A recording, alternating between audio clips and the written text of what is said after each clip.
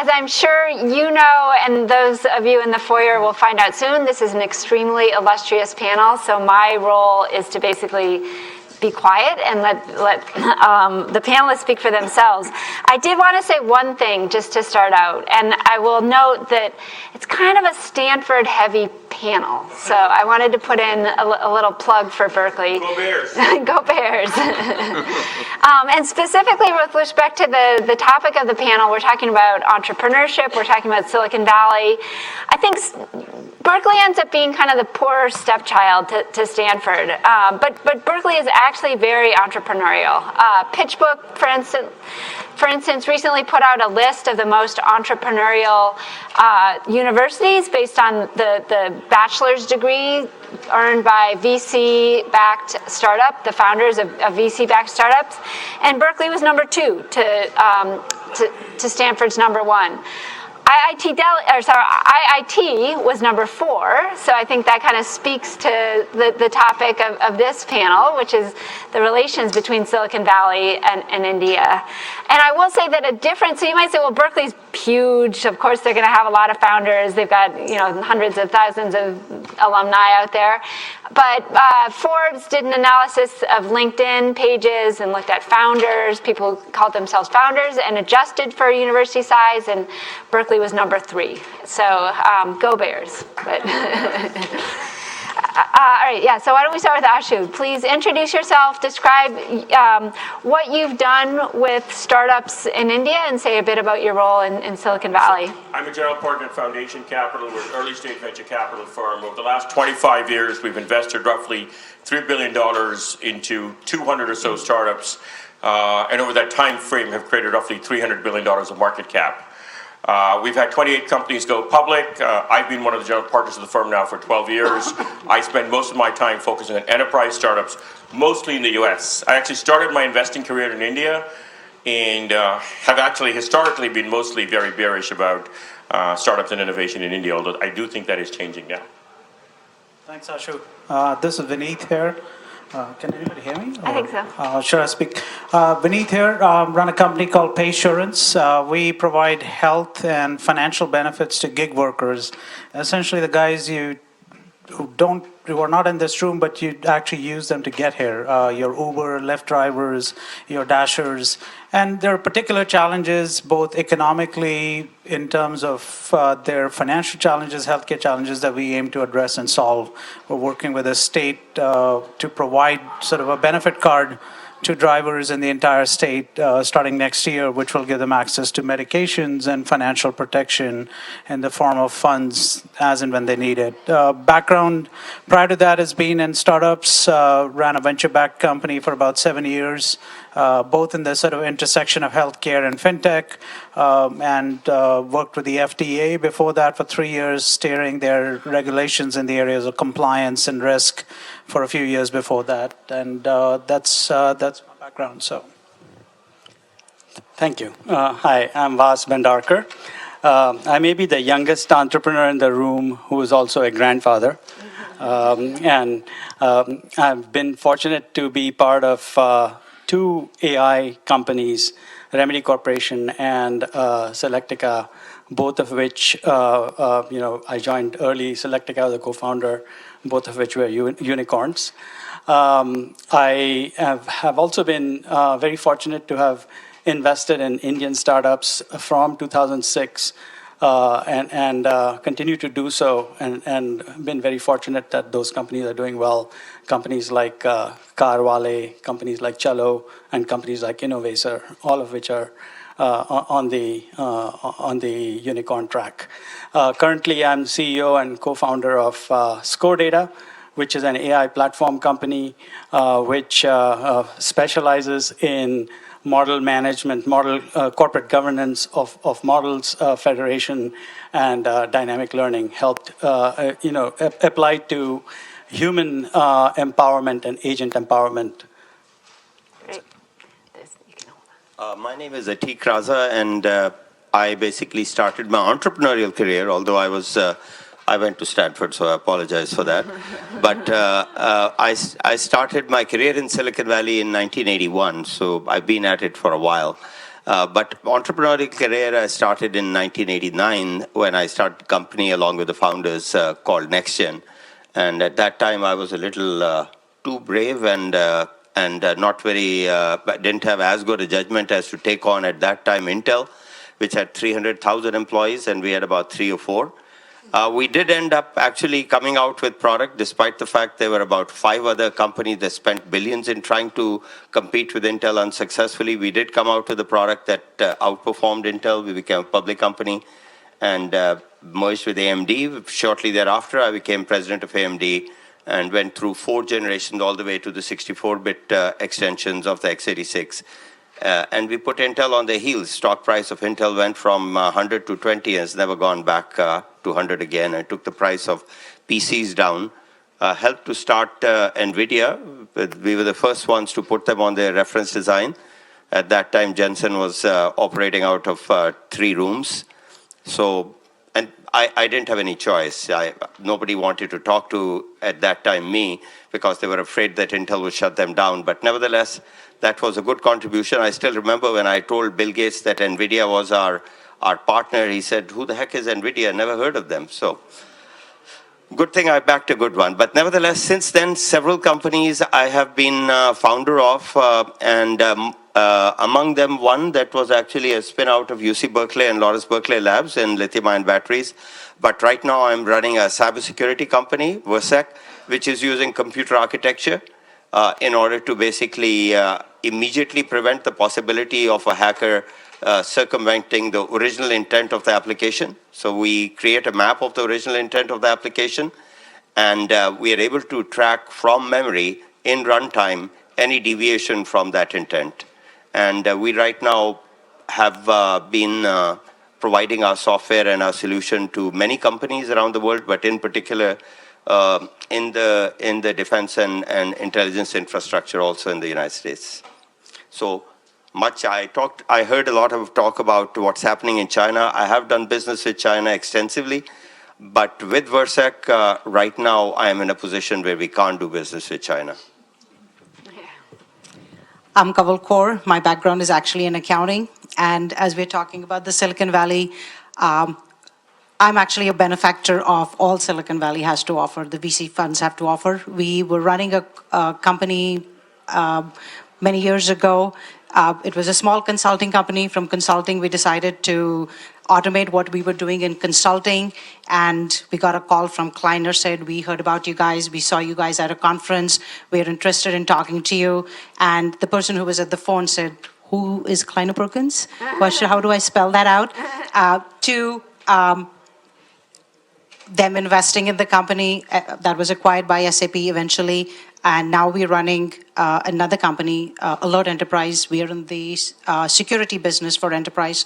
Connect all of your security platforms, your IT, physical, OT, SCADA devices, HR, and provide a real-time picture of what is going on.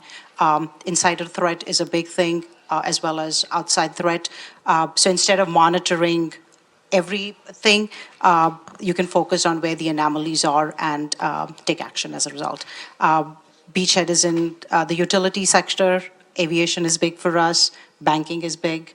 Now even the tech industry. So, and security is everywhere. So, a good place to be in. Hi, my name is Ashwani Rishi, popularly known as Ash. I was actually known as Ashu before I came to US, but Ashu told me that he's got a trademark and a patent in the US. I can't use that name here. and Ash happens to be another great celebrity. Anyway, I've got a unique background out here on the stage. I actually have been a C-level executive for almost 28 years, and I've been traveled quite a bit around the world. And the last 6 or 7, I've been in Silicon Valley for the last 21 years out of the 28 years. And last 6 or 7 years, I think every single C-level discussion I used to have anywhere in the world would talk about the innovation happening in Silicon Valley. And I think 90% of my friends, 90% of my colleagues just jumped the ship and started a company. And I said, what am I doing out there?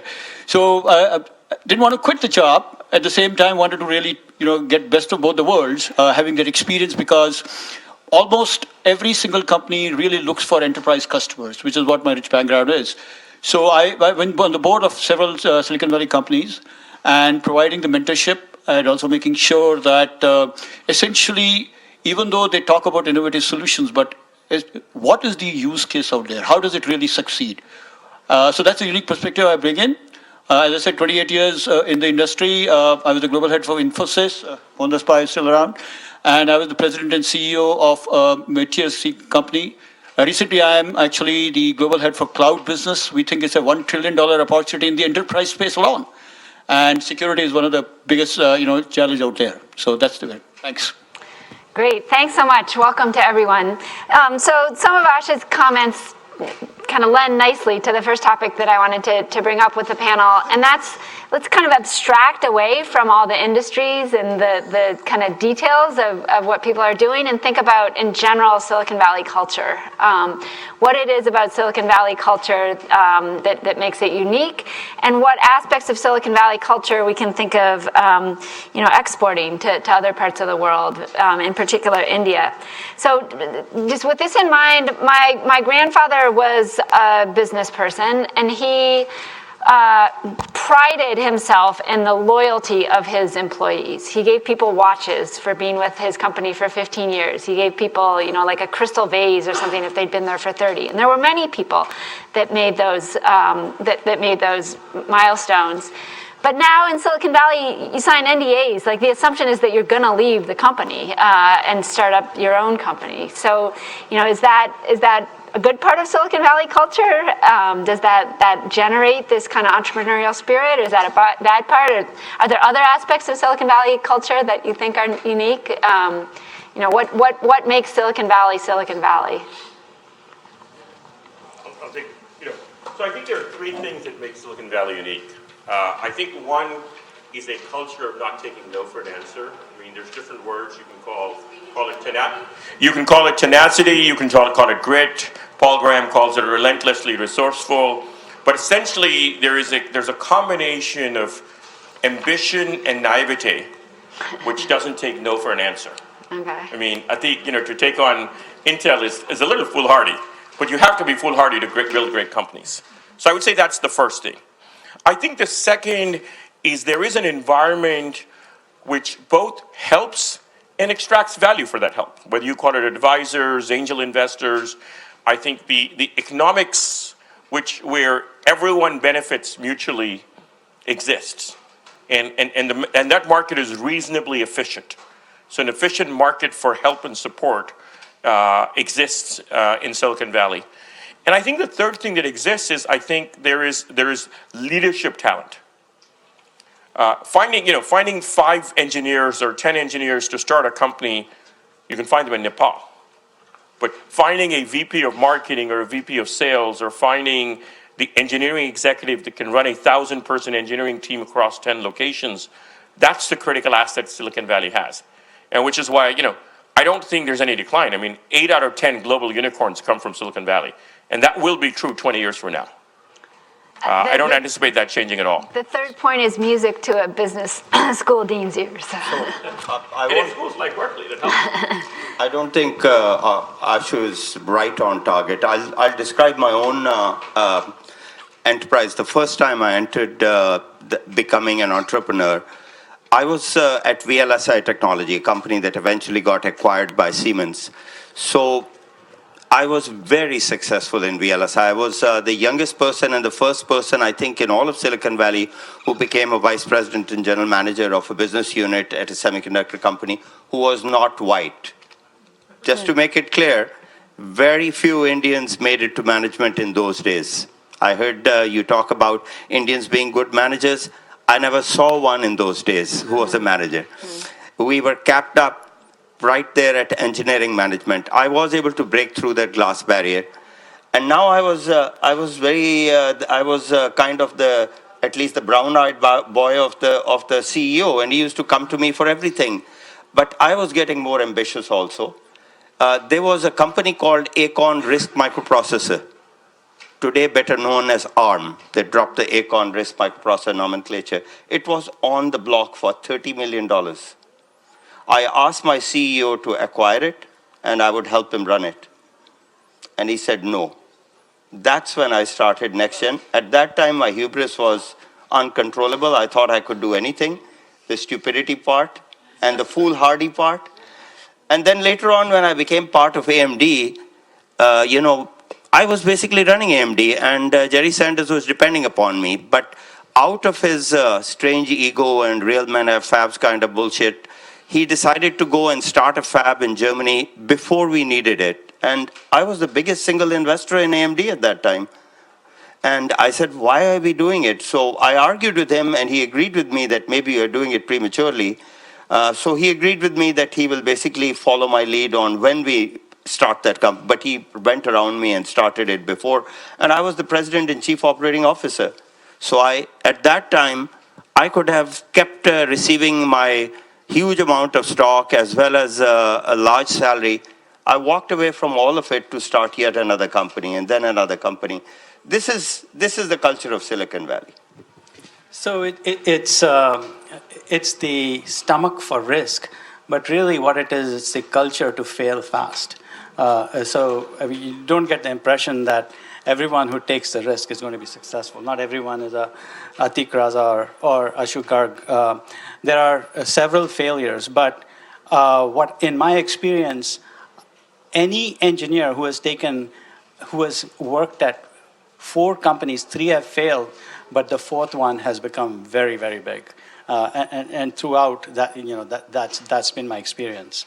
But there's another aspect to it, and Ashu alluded to it a little bit, which is continuity of thought, continuity of process, and continuity of talent.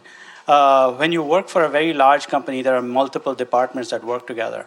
But in Silicon Valley, each company is like a department, and there's talent that transitions from one company to the other, and people typically people have worked together with each other before they start companies.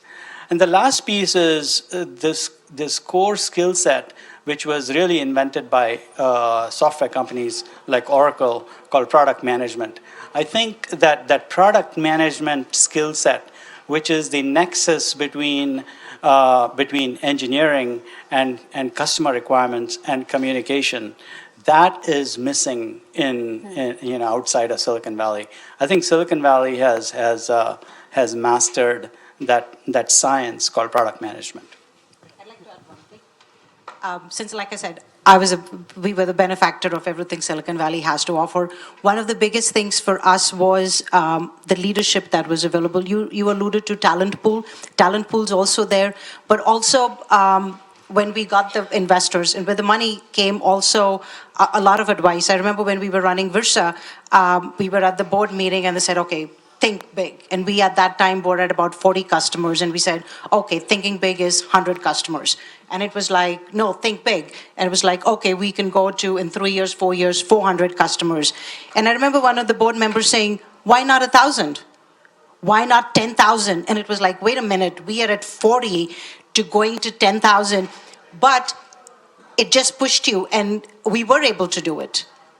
By the time our company was acquired, our software was used at over 2,000 customers. So that leadership that, you don't think you could do that.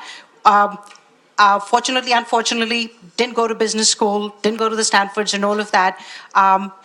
It just kind of happened. But there were these people who were there who believed in you, even before you believed in yourself. And they were like, yeah, what you have is great. That and also a lot of humility from these people at that time who we thought were like gods, that they would come down to you. You had a question and they were like, yeah, we'll come down to your office. And it was like, really, you'd come down? And that I think was very, very nice. And it was just very comforting. You're coming out, you're this little person and you were treated with respect, you were treated with dignity, you were doors were opened for you. And there were a lot of them who had, not just our investors, but there were other people from the community who came up and gave us advice. Genuine, real, good advice. And I think that is something that Silicon Valley is a real good thing that Silicon Valley offers, which I think the other ecosystems are not there yet. I think when we were preparing for this meeting, one of the points that Catherine said was we're going to ping you on, any points you bring up. So failure, I think, just to expand on the aspect of failure, it's as Indians, or at least if somebody like me who's grown up in India, went to school there, the capacity to absorb failure, there's a lot of shame in it. And you're not supposed to fail. Your kids are not supposed to fail. Everybody's an A+ kid, and that's not actually how things work. And the only thing I think I personally found in here, being here the last 20 years, is the ability to absorb failure. Whether it's in micro or macro form, it just depends on your personal experience, and not having it be considered as a real sticking point in your own progress to go to the next one. And that's something that we personally experience, both the highs and the lows, the lightning in a bottle, maybe a smaller one, not a big bottle, and having it break and then being able to build it back up is something that we've not been able to replicate in other ecosystems as well as we've seen it here. So. Yeah, I'm glad. We'll get. I'll let you jump in, but I'm glad you brought up India because I wanted to talk more about what can India replicate? What could Silicon Valley replicate that India is doing? Is it like an ecosystem? Is it a physical community? Is that what's important about Silicon Valley, or could it be globalized? I think it's an interesting, one interesting data point. Last Sunday I was actually in Boston and was meeting the chief digital officer of a company known as Zara brand, which everybody probably knows. And he came to Boston actually, and first thing he asked me is, Boston has 50 colleges and universities within 50-mile radius. While you're from Silicon Valley, I can't understand why Boston has not been able to create something similar. So I'll come to India. And guess which has got the largest concentration of universities and colleges? Bangalore.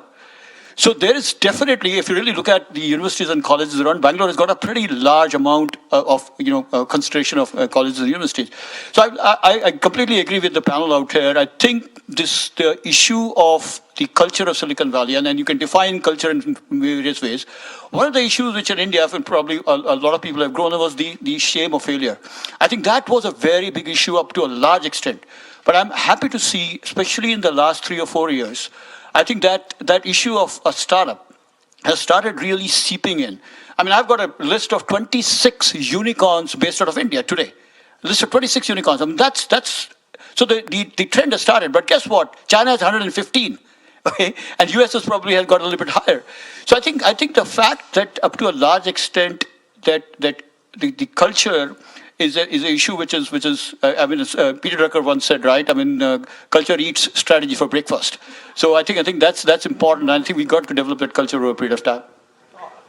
I can say a little bit about seeing the transformation of India from my first entrepreneurial venture to now. Basically when I started over here, Route 128 in Boston actually had more companies that had started than in Silicon Valley. Most of that culture somehow disappeared out of Route 128, and there was a huge exodus of people. In fact, when I was at NextGen, I could not hire from Intel. I didn't want to hire from Intel because I didn't want any contamination of intellectual property. Almost half my team came from Boston. Half my team actually had worked at places like Data General, Digital Equipment, Kendall Square Research, Apollo, etc. And they were very, very talented people. Now I'll turn my attention to India. When I first went in those days to India, I was invited to the Indian Institute of Science. And one of the things that came out during the discussion with the academic staff before I gave my talk was that in India, they're losing their best students to companies like Infosys and Tata, etc. And now to the international companies like IBM and Intel, etc. Because the students want to go and get a position in those established companies, which gives them a start in life and a start in their social life also. Their ability to get a good wife, etc., is because they are now a project manager or a manager at IBM or manager at Intel or Cisco, not at some startup, because the wife or the husband's father is going to say, where do you work? Excuse me, explain to me again. I never heard of this company. But I have had since then 2 companies where at least a large part of the engineering, including Virsec, large part of the engineering is in Bangalore. Now, the one thing I can tell you, I have in both companies had zero turnover. In the first one, I lost 3 people in 5 years, and in Virsec, we've never lost a single person. So there is a change in cultures. Exactly. I think so. So to give you an idea of how the culture is changing. So my 2 previous Silicon Valley companies, AI companies, they had U.S. investors, and we had back office in India, and it was a massive back office. My current company, which is a Silicon Valley-based company where we do all the engineering here, the lead investors, 314 Capital, whose founders are outside, and our customers are global. So both, there is fundamental shifts happening at the investment level, at the entrepreneurial level, and at the corporate level. If you look at the 26 unicorns that Ash is talking about, they're all companies that are serving to scale in the Indian market. Companies like, say, Delivery, or companies like, say, Fresh Desk, which is selling globally, or companies like Darwin Box, which is like a Workday for India, or Better Place. So India is a market unto itself, but for certain types of products and services, they are a market globally. Like the traditional ones, of course, are like Infosys and Tata, but the market is large. The investors have seen it, and it's growing. Yeah, I think a lot has been talked about in culture. So the only point I would add is, the fundamental basis for the culture of Silicon Valley as it exists today has been cycles of creative innovation and then destruction. And every great company needs to die so the next generation can grow. And that, if you look at the Facebook campus, for those of you who've been around for long enough, it used to be the Sun campus. Before that, it used to be the SGI campus. And I don't know who it was before SGI. And so I think the same will happen in India. I think it is the destruction of the Indian, global 100 companies that will lead to the next generation of startups and that innovation. So as Infosys dies, which it will, you'll see the next generation of companies come out of that. And I think that's a good thing. That's what drives the economy forward. And we've seen that now for 50 years in the Valley. And you're seeing similarly the talent grow with that. As companies from the US have set up offices, people like Atiq have set up, facilities in India. They've trained the next generation of managers, and Atiq's company may survive, may not. My startups may survive, may not. But we're training the next generation of managers to go do their own thing. So we'll throw it open to the audience soon, but I just want to ask the final question. You're talking about a future, kind of generational turnover, but is that really what's going to happen? I mean, there's been bad news lately. Uber's laying people off. WeWork is delaying its IPO. Is Silicon Valley the future Route 128? Are we going to talk about how Silicon Valley disappeared in 50 years? May I answer that question? I think if you look at, sure, Uber's laying off, and sure, WeWork is pulled off its IPO, but those are like minor points. If you look at in the last 15 years, from Google to Airbnb to new generations of companies, almost every automobile company today has offices in Silicon Valley. Yeah. I mean, almost every battery company has offices in Silicon Valley. So I think it's premature to call the death of the Silicon Valley as a culture.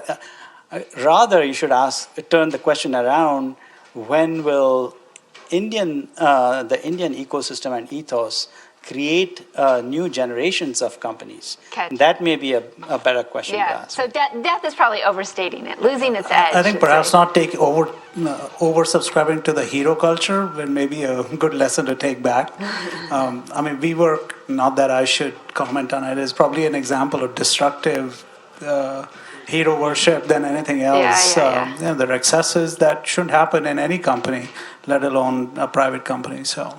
There's one comment I want to make, and I'd like Ashu to comment on it because he's a venture capitalist on our panel. That in the earlier days, the core of a new startup needed to have a technical innovation also associated with it.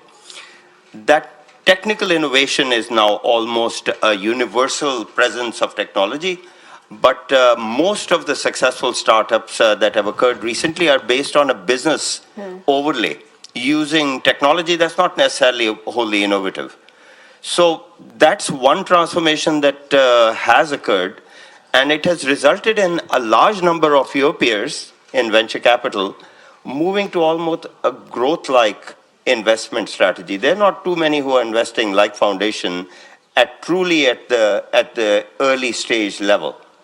There was a statement made by Bill Gurley at Benchmark that we only invest in Series A, not in seed. But then he went on to describe Series A as one where there is a demonstrated path to having a business, which means they wanted it to have revenue before they would invest. So I think there's a couple of different questions. So I think one is, look, historically, if you go back in the history of venture capital, which goes back roughly 40 years in the Valley, for most of those 40 years, innovation has been primarily based on a more fundamental innovation in the technology stack.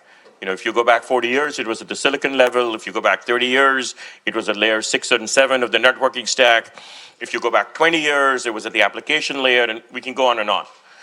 I think in the last decade, since the mobile phone in particular, you're seeing a lot of innovation at the interface level, and therefore what seems like a business model innovation. I mean, Uber is actually a fundamental innovation in how we consume. It's the user experience which they have truly transformed. And for all of their issues, I mean, it's hard, at least for those of us who live in the Bay Area, to imagine a world without Uber.